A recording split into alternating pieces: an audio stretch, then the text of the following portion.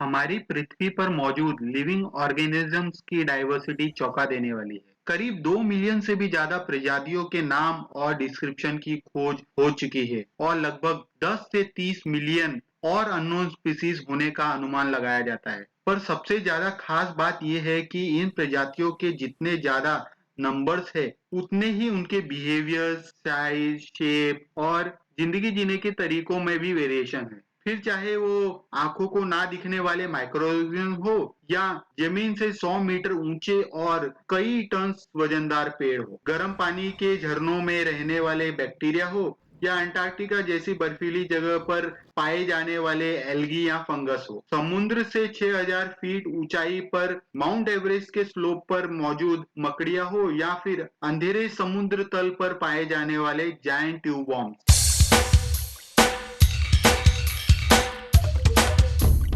Evolution एक generation से दूसरे जनरेशन में लगातार हेरिटेबल कैरेक्टरिस्टिक्स में होने वाले बदलाव है और ये कैरेक्टरिस्टिक्स के बदलाव जनरेशन टू जनरेशन पेरेंट्स से बच्चों में ट्रांसफर होते हैं। सर जी, ये तो बाउंसर जा रहा है। अरे चलो फिर एक स्टोरी से स्टार्ट करते। 27 दिसंबर 1831 हमारे चार्ल्स रॉबर्ट डार्विन भाई साहब अपने जहाज HMS बीगल को लेके एक लंबे सफर पर निकल पड़े, जिसमें उनके साथ शिप के कैप्टन थे रॉबर्ट फिट्जरॉय। उनका ये सफर पूरे 5 साल तक चला, जिसमें उन्होंने साउथ अमेरिका की पूरी कोस्टल लाइन के प्लांट्स, एनिमल्स और एक्सटिंक्ट हो चुके एनिमल्स को भी बारीकी से स्टडी किया और उनके स्पेसिमेन कलेक्ट किए। डार्विन ने अपनी स्टडी में बहुत सारे ऐसे प्लांट्स और एनिमल्स देखे जिनमें इन्वायरमेंटल कंडीशंस के हिसाब से चेंजेस थे। जब डार्विन गैलापागोस आइलैंड गए तो वहां उन्होंने फिंच नाम के एक पक्षी की 18 प्रजातियों में अलग अलग चोंच के आकार पाए, जो इन्वायरमेंटल कंडीशंस के हिसाब से अडाप्ट हुए थे ताकि वो अलग अलग टाइप के फूड खा सके। ये सब देखकर हमारे डार्विन भाई साहब की दिमाग की बत्ती जल गई और इसी बारे में एक्सपेरिमेंट करते करते 20 साल के बाद उन्होंने इसके ऊपर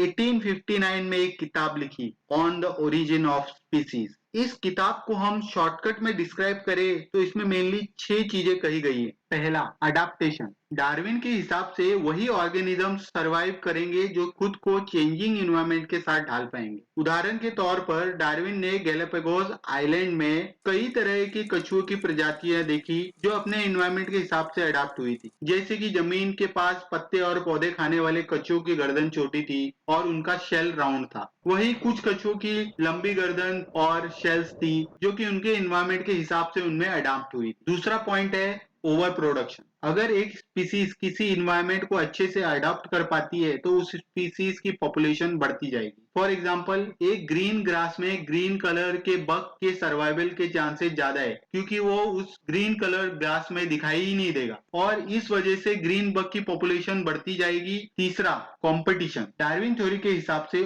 ओवर पॉपुलेशन की वजह से फूड और रिसोर्सेज के लिए कंपटीशन बढ़ेगा और ऑर्गेनिज्म एक दूसरे के साथ compete करेंगे और जो ऑर्गेनिज्म स्ट्रॉन्ग रहेगा वही सरवाइव कर पाएगा। Fourth, variation. जैसे जैसे इन्वायरमेंट में चेंजेस होंगे, कंपटीशन बढ़ेगा, ऑर्गेनिज्म में चेंजेस होते रहेंगे विद टाइम और ये चेंजेस एक जनरेशन से दूसरे जनरेशन में ट्रांसफर होंगे और अल्टीमेटली एक टाइम के बाद वो एक नई स्पीसीज बन जाएगी। फिर आता है नेचुरल सिलेक्शन। डार्विन ने इसको नेचुरल सिलेक्शन नाम इसलिए दिया क्योंकि इन्वायरमेंट एक ऐसे ऑर्गेनिज्म को सेलेक्ट करेगी जो बेस्ट अडेप्टिव है और उसी के ट्रेट्स नेक्स्ट जनरेशन में ट्रांसफर होंगे। और लास्ट है स्पेशिएशन। इसके हिसाब से एक ऑर्गेनिज्म इवॉल्व होते होते बहुत सारे जनरेशन के बाद एक नए तरह के ऑर्गेनिज्म में बदल जाएगा। दोस्तों, इवोल्यूशन अभी भी हो रहा है और होता रहेगा। हम डे टू डे लाइफ में सर्वाइवल के लिए कई चैलेंजेस का सामना करते हैं और हमारे हेरिटेबल गुणों और लक्षणों में कई वेरिएशन दिखाई देते जो इवोल्यूशन का ही एक साइन है। आज के इस वीडियो में इतना ही। अगर आपको हमारा वीडियो पसंद आया हो और आप अगर इसी तरह की वीडियो देखना चाहते तो हमारे चैनल को लाइक, शेयर और सब्सक्राइब करना ना भूलें। Thank you.